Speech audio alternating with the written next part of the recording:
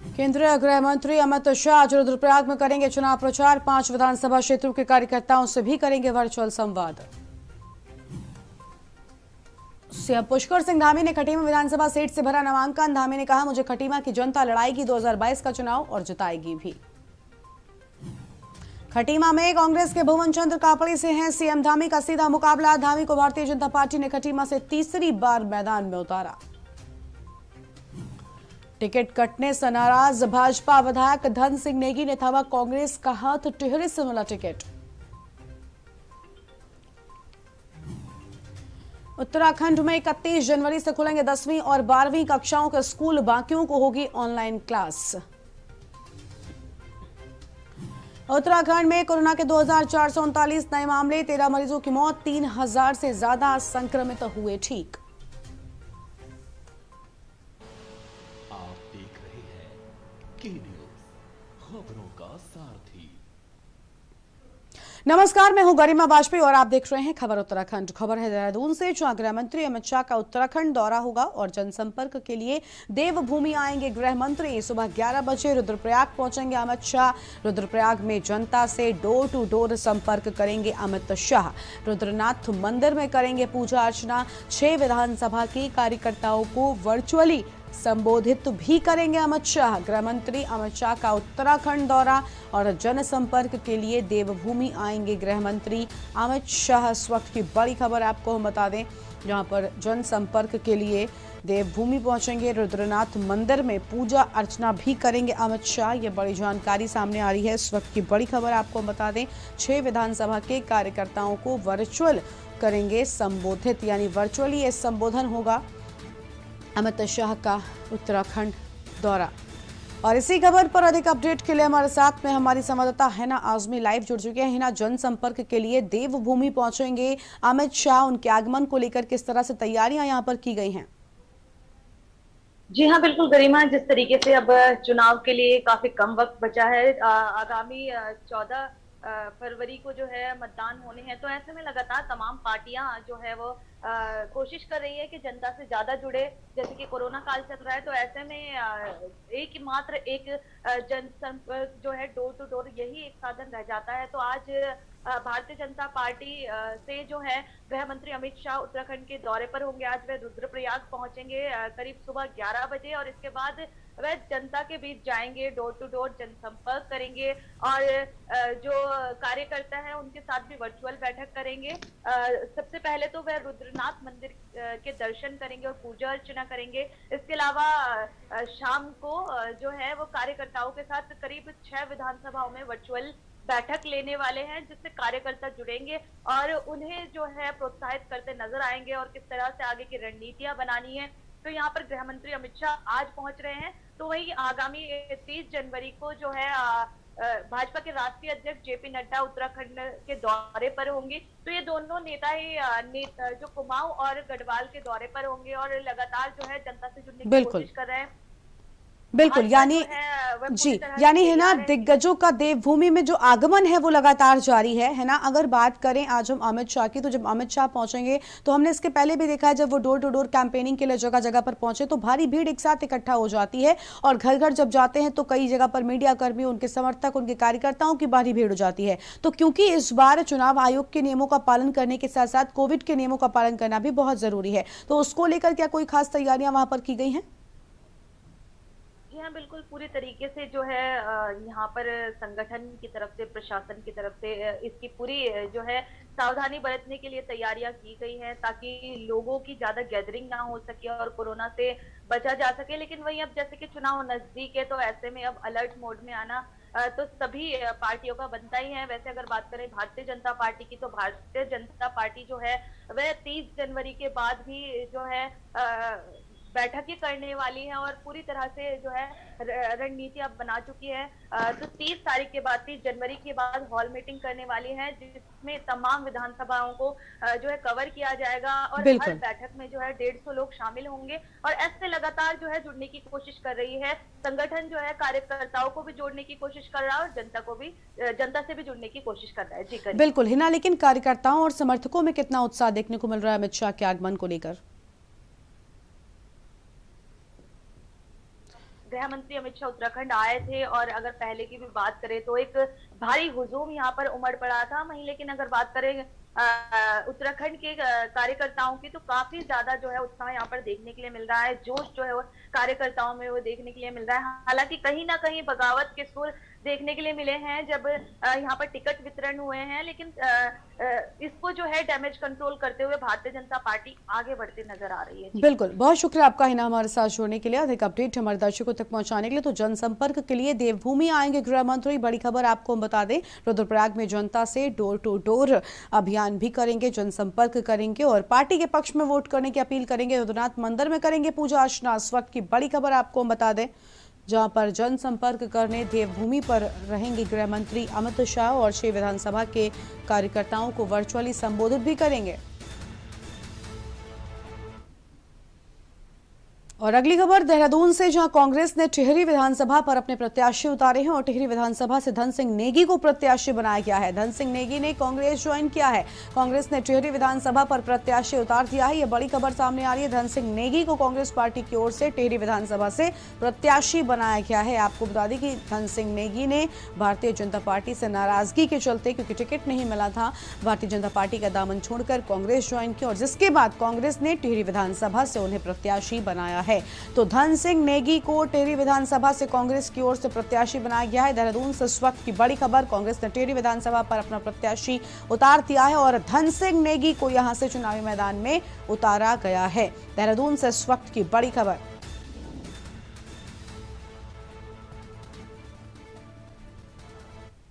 और इस बीच खटीमा से सीएम धामी क्या कुछ कह रहे हैं, सबसे पहले वो सुनिए। जब मैं पहली बार लड़ा, दूसरी बार लड़ा, हर बार मुझे अपना आशीर्वाद दिया।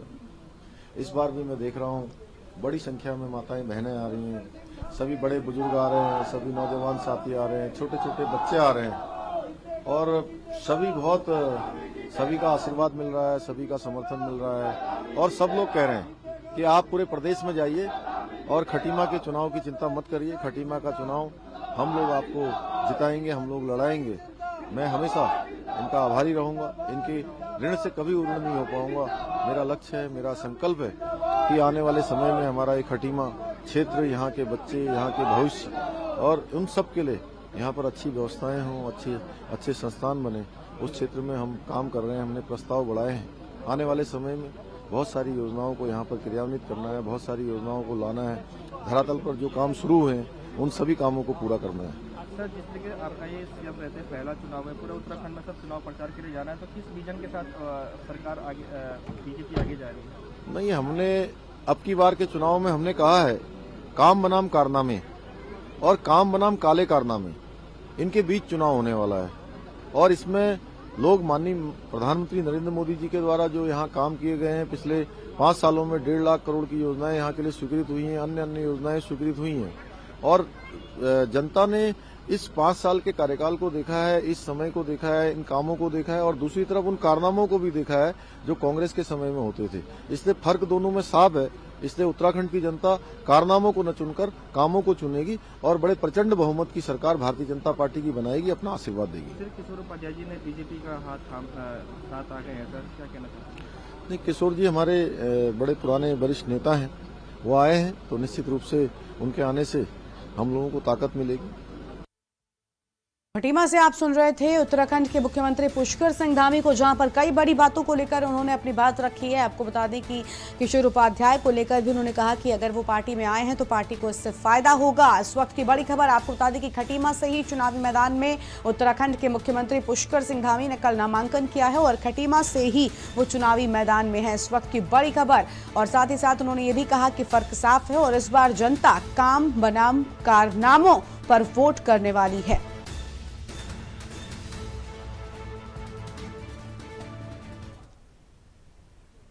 और खबर लक्सर से है, जहां आयोजित आशीर्वाद जनसभा में पूर्व मुख्यमंत्री और सांसद डॉक्टर रमेश पोखरियाल निशंक ने बतौर मुख्य अतिथि भाग लिया। तो वहीं उन्होंने कहा कि केंद्र की सरकार ने पूरे विश्व में भारत का मान बढ़ाया है। पाकिस्तान और चीन भी आज हमें गंभीरता से लेने को मजबूर हैं और कहा कि कांग्रेस ने 60 साल तक देश को लूटने खसोटने का काम किया है और इसके लिए आज कांग्रेस के नेता जनता के बीच जाने का साहस नहीं जुटा पा रहे हैं।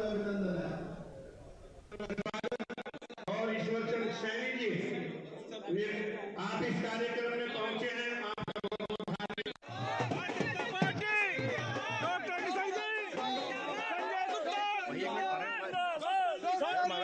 जिंदगी में सोचा नहीं था कि मैं भाजपा से अलग हटके निर्दलीय चुनाव लड़ूंगा। मेरी मानसिक वेदना बढ़ती जा रही है। मेरे को अत्यंत दुख हो रहा है, क्योंकि बीजेपी मेरी राजनीतिक जननी है, जिसने मुझे कमल का फूल निशान देकर राजनीतिक रूप से जन्म दिया।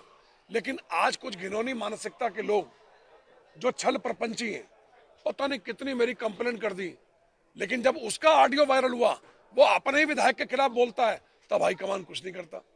आज हाईकमान ने जो कुछ भी किया, एक छल प्रपंची के करने पर, धोखेबाज मक्कार के कहने पर, जो बीजेपी को तो नहीं संभाल पाया, जसपुर से खटीमा तक पूरे जिले को, आज बीजेपी सड़कों पर आ गई है।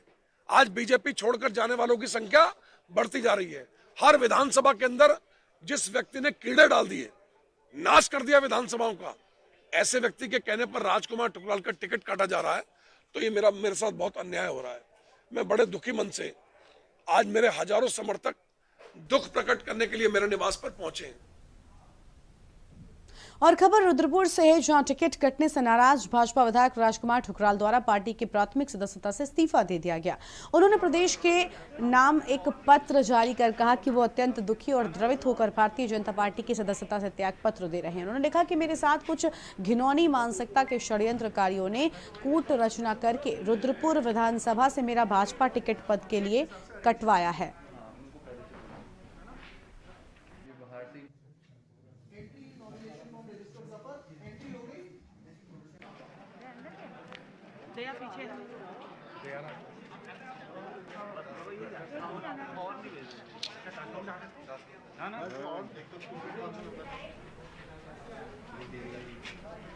तो नैनीताल विधानसभा ने भाजपा प्रत्याशी सरिता आर्य ने आज अपने प्रस्तावकों के साथ में जिला कलेक्ट्रेट परिसर स्थित नामांकन कार्यालय पहुंची, जहां उन्होंने रिटर्निंग ऑफिसर एसडीएम प्रतीक जैन को नामांकन पत्र सौंपा और जिसके बाद में पार्टी कार्यकर्ताओं ने फूल माला पहनाकर संजीव का स्वागत किया और उनकी जीत को ऐतिहासिक बनाने का संकल्प लिया है।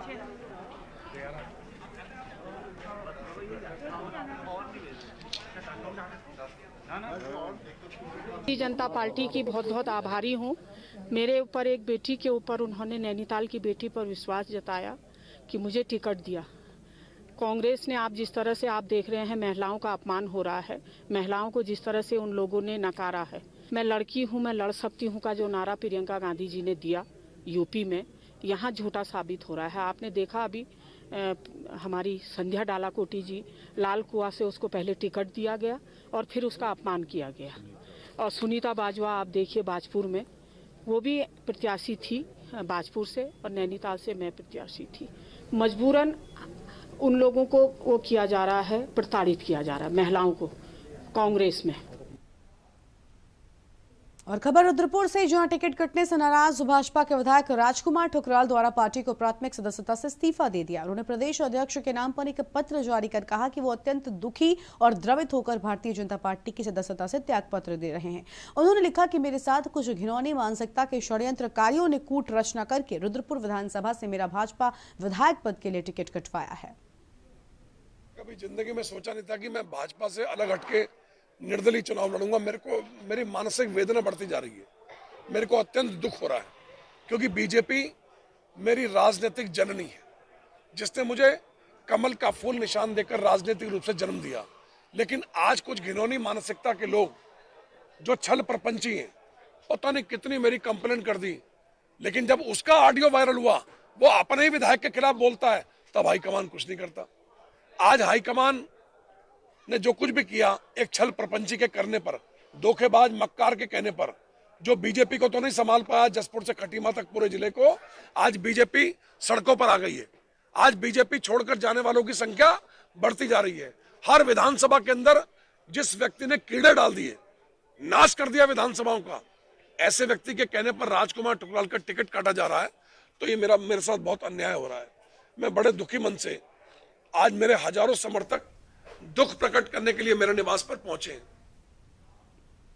और गंगोत्री विधानसभा से आम आदमी पार्टी के सीएम उम्मीदवार कर्नल कोठियाल ने आज नामांकन किया। फूलों की बारिश के बीच में डीएम ऑफिस पहुंचे कोठियाल और इस दौरान रास्ते में किसी ने मिठाई खिलाई तो कहीं लोगों ने जीत का आशीर्वाद भी दिया। कर्नल कोठियाल ने कहा कि जनता का बढ़ता प्यार मुझे मजबूत करता जा रहा है।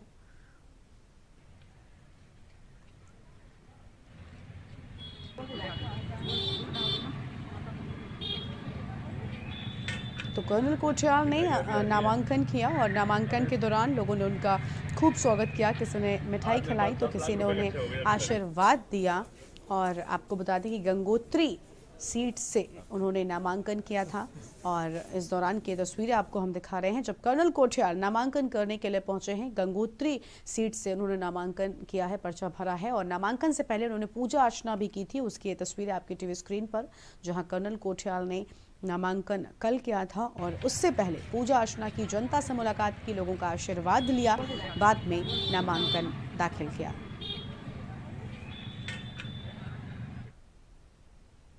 और लालकुआं में भारतीय जनता पार्टी द्वारा लालकुआं विधानसभा सीट से मोहन सिंह बिष्ट को टिकट देने के बाद भारतीय जनता पार्टी से टिकट के प्रबल दावेदार पवन चौहान बागी हो गए हैं।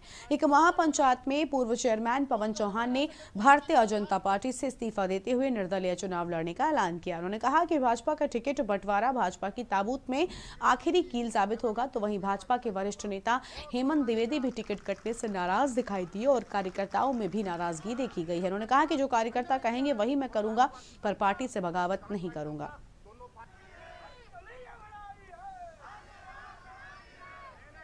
कि जनता आज महापंचायत में आप सब आदरणीय पत्रकार यहाँ खड़े थे, उनका आक्रोश भी देखा है। वो कह रहे थे भारतीय जनता पार्टी को अगर आपको टिकट नहीं दिया है तो इसका खामियाजा भुगतना पड़ेगा और ये जनता ही जनार्दन है और ये जनता के कारण पवन चौहान है। जनता के कारण मुख्यमंत्री होता है, ये जनता के कारण ही सब कुछ होता है। जनता ने आज उनको नकार दिया है, पवन चौहान को आगे बढ़ाने का इन्होंने निर्णय ले लिया है। देखिए, वांछित परिणाम जब नहीं मिलता तो निश्चित ही दुख होता ही, कष्ट होता है। और पार्टी का जो भी निर्णय है उसका स्वागत करता हूँ। मैंने तो हमेशा कहा है कि मैं पार्टी का एक अनुशासित सिपाही हूँ, लंबे समय से इस क्षेत्र के अंदर काम कर रहा हूँ। कल रात से आप देख रहे हैं यहाँ पर मेरे यहाँ हजारों की संख्या में कार्यकर्ता, कल रात भर भी यहाँ पर 400-500 लोग थे। सुबह भी यहाँ पर बहुत सारे क्षेत्र के कार्यकर्ताओं थे। उन कार्यकर्ताओं की भावना के अनुसार सब लोगों से बातचीत चल रही है। जो भी कार्यकर्ताओं का भाव होगा, जो भी क्षेत्र के मेरे समर्थकों, मेरे शुभचिंतकों का जो भावनाएं होंगी उसके अनुसार मैं काम करूँगा। बाकी मैं पार्टी का अनुशासित सिपाही हूँ। पार्टी ने जो निर्णय। और कर्नल कोठियाल लगातार उत्तरकाशी में सक्रिय नजर आ रहे हैं। इस दौरान उन्होंने कहा कि उत्तरकाशी की सबसे बड़ी समस्या पार्किंग की समस्या है। इस दौरान बाजार में एक्सपर्ट्स के साथ में प्लानिंग पर भी चर्चा और धरातल पर वर्कआउट किया। कोठियाल ने कहा कि सरकार के पास सब संसाधन है लेकिन काम करने की नीयत नहीं। कर्नल कोठियाल ने उत्तरकाशी के बाजार में टैक्सी यूनियन, दुकानदारों और स्थानीय लोगों से इस पूरे प्लान को लेकर चर्चा भी की है।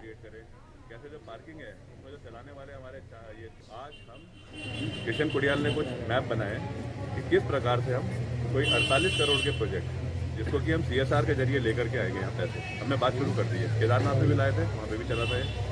उसमें हम किस प्रकार से डबल स्लैब को बना करके, स्लैबिंग करके, कैसे डबल हाइट वाली पार्किंग, कैसे उस पार्किंग के साथ में रिपेयर वर्कशॉप क्रिएट करें, कैसे जो पार्किंग है उसमें जो चलाने वाले हमारे ये चालक होते हैं 24 घंटे ये ड्राइव ही करते रहते हैं, कोई बहुत ज़्यादा कमाते नहीं है। तो इनके लिए कैसे सहूलियतें प्रोवाइड करी जाए, छोटी सी कैंटीन हो, वहाँ पे टॉयलेट हो, वहाँ पे रेस्ट रूम हो और उनकी गाड़ियों को रिपेयर करने का सिस्टम हो। तो वो करने के लिए आज हम देख रहे हैं। तो कई स्पेस है यहाँ पे।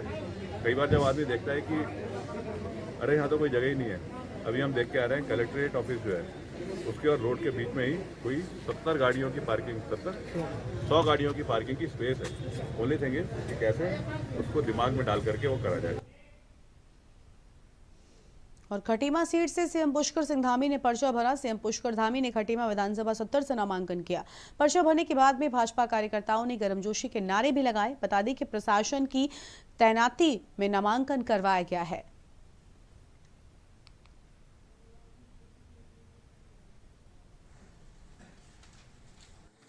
मुख्यमंत्री पुष्कर सिंह धामी ने खटीमा अपनी विधानसभा से यहां नामांकन कर दिया है। तो वहीं अगर बात करें तो तहसील खटीमा में यहां नामांकन किया जा रहा है। तो वहीं आईटीबीपी के जवान सहित प्रशासन पूरी तरीके से मुस्तैद है, किसी को जाने की इजाजत नहीं है। सिर्फ और सिर्फ 2 लोग और प्रस्तावक जाएंगे। सुरेंद्र गुप्ता, के न्यूज इंडिया, खटीमा। और भाजपा कांग्रेस में बगावत के बाद उत्तराखंड क्रांति दल में भी बगावत शुरू हो गई है और नैनीताल विधानसभा में कुछ माह पहले ही दल के जिला चुनाव प्रभारी बनाए गए KLR ने टिकट कटने पर अपने समर्थकों के साथ पद एवं दल की सदस्यता से त्यागपत्र दे दिया है। एक निजी होटल में अपने समर्थकों के साथ पत्रकार वार्ता के दौरान KLR ने कहा कि उपक्रांत ने उन्हें एक तरह से मुख्यधारा की राजनीति से अलग करने के लिए जिला चुनाव प्रभारी का पद दिया था, लेकिन टिकट वितरण में उनकी नहीं सुनी गई। कांग्रेस से टिकट नहीं मिलने पर विधानसभा का निर्दलीय प्रत्याशी के रूप में चुनाव भी लड़े। बाद में उत्तराखंड क्रांति दल में शामिल होने के बाद उन्हें हाल ही में जिला चुनाव प्रभारी बनाया गया। तब उन्होंने कहा था कि पहली बार किसी पार्टी ने उन्हें इतना सम्मान दिया है।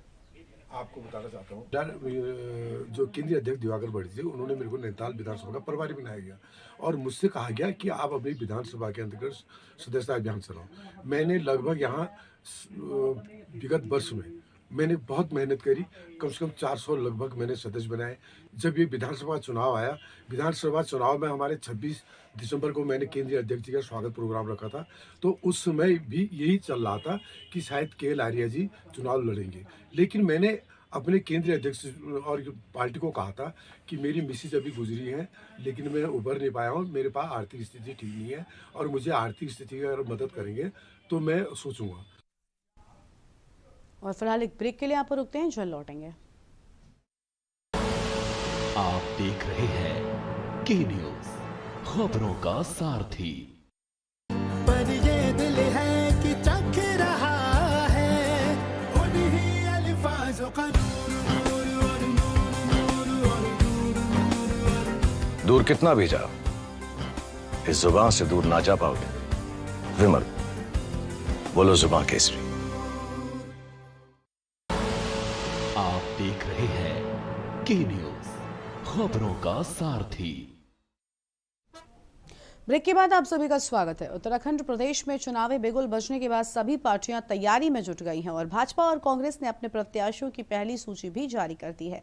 तो वहीं कांग्रेस ने दूसरी लिस्ट जारी कर विधानसभा पर अपने प्रत्याशी घोषित कर दी है और झबरेड़ा विधानसभा में एक लंबी खींचतान के बाद युवा चेहरा वीरेंद्र कुमार जाति को कांग्रेस ने अपना प्रत्याशी घोषित किया है। टिकट मिलने के बाद वीरेंद्र जाति ने कांग्रेस हाईकमान का शुक्रिया अदा किया। वीरेंद्र कुमार जाति ने कहा कि इस बार उत्तराखंड प्रदेश में पूर्ण बहुमत के साथ कांग्रेस सत्ता में आ रही है।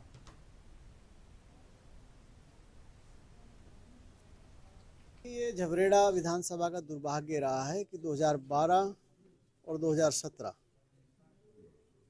इन 10 वर्षों में झबरेड़ा विधानसभा विकास कार्यों को लेकर के काफी पीछे रही है। आप स्वयं भी क्षेत्र का भ्रमण करते रहे होंगे, आप खुद ही अगर आसपास की विधानसभाओं को देखें और झबरेड़ा का कंपैरिजन करें,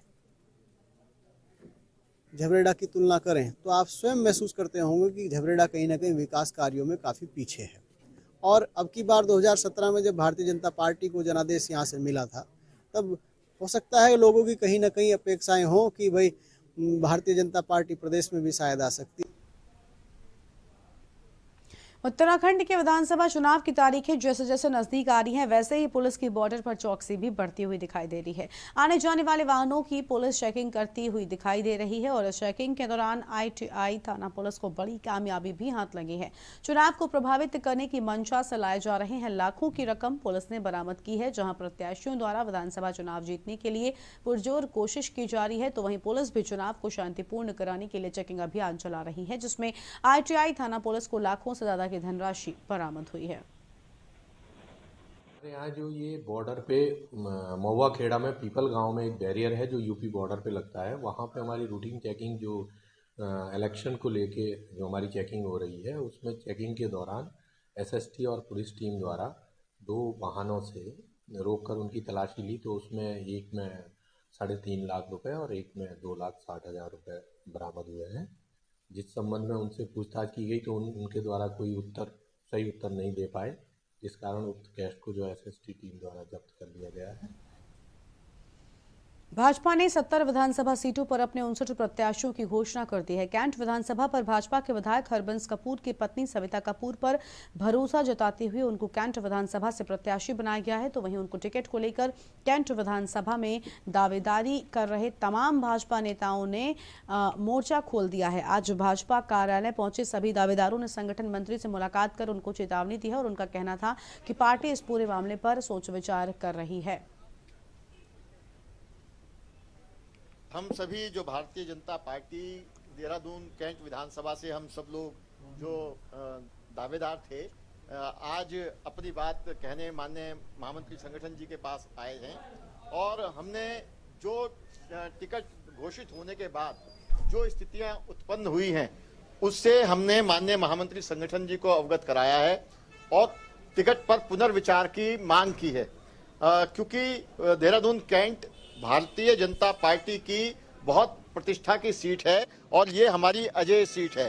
लेकिन जब से यहाँ टिकट डिक्लेयर हुआ है तब से कार्यकर्ता बहुत मायूस है, जनता बहुत निराश है और वहाँ पहली बार ऐसा देखने को आ रहा है कि भारतीय जनता पार्टी को यहाँ कड़ा संघर्ष करना पड़ सकता है। और फिलहाल इस बुलेटिन में इतना ही। आप देखते रहिए के न्यूज़ इंडिया।